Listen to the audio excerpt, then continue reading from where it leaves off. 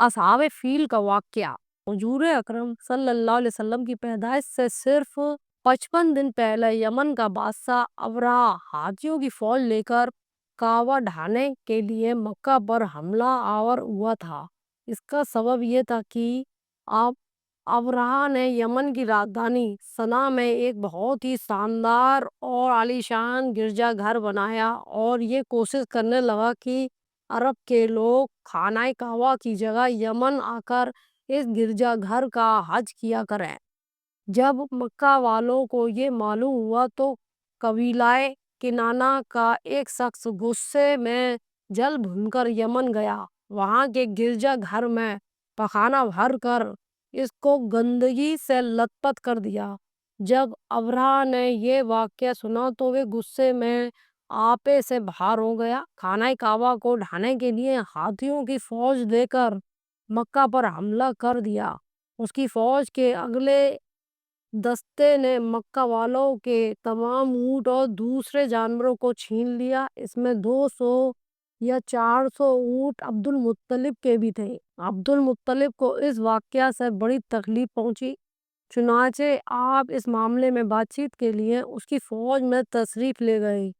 جب ابرہہ کو معلوم ہوا کہ قریش کا سردار اس سے ملاقات کرنے کے لیے آیا ہے تو اس کے آپ کو اپنے خیمے میں بلا لیا۔ جب عبد المطلب کو دیکھا کہ ایک بلند قد، روب دار اور نہایت ہی خوبصورت آدمی ہے جن کی پیشانی پر نور نبوت کا جہاں و جلال چمک رہا ہے، تو صورت دیکھتے ہی ابرہہ متاثر ہو گیا، بے اختیار تخت شاہی سے اتر کر آپ کی تعظیم و تکریم کے لیے کھڑا ہو گیا، اپنے برابر بیٹھا کر پوچھا کہ کہیے سردار قریش، یہاں آپ کی تشریف آوری کا کیا مقصد ہے؟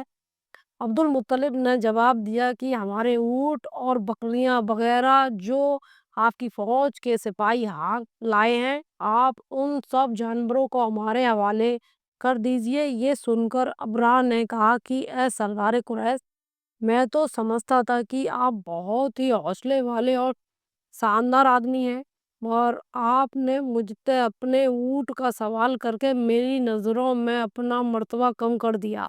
اونٹ اور بکری کی حقیقت ہی کیا ہے؟ میں تو آپ کے کعبہ کو توڑ پھوڑ کر برباد کرنے کے لیے آیا ہوں، آپ نے اس کے بارے میں بات ہی نہیں کی۔ عبد المطلب نے کہا کہ مجھے تو اپنے اونٹوں سے مطلب ہے، کعبہ میرا گھر نہیں بلکہ یہ خدا کا گھر ہے، وہ خدا اپنے گھر کو بچا لے گا، مجھے کعبہ کی ذرا بھی فکر نہیں ہے۔ یہ سن کر ابرہہ اپنے فرعونی انداز میں کہنے لگا کہ اے سردار مکہ، سن لیجیے، میں کعبہ کو ڈھا کر اس کی اینٹ سے اینٹ بجا دوں گا اور زمین سے اس کا نام و نشان مٹا دوں گا، کیونکہ مکہ والوں نے میرے گرجا گھر کی بڑی بے عزتی کی ہے، اس لیے میں اس کا بدلہ لینے کے لیے کعبہ کو ڈھا دینا ضروری سمجھتا ہوں۔ عبد المطلب نے فرمایا کہ پھر آپ جانے اور خدا جانے، میں آپ سے پوچھ تاچھ کرنے والا کون؟ اس بات چیت کے بعد ابرہہ نے تمام جانوروں کو واپس کر دینے کا حکم دے دیا۔ عبد المطلب تمام اونٹوں اور بکریوں کو لے کر اپنے گھر چلے گئے۔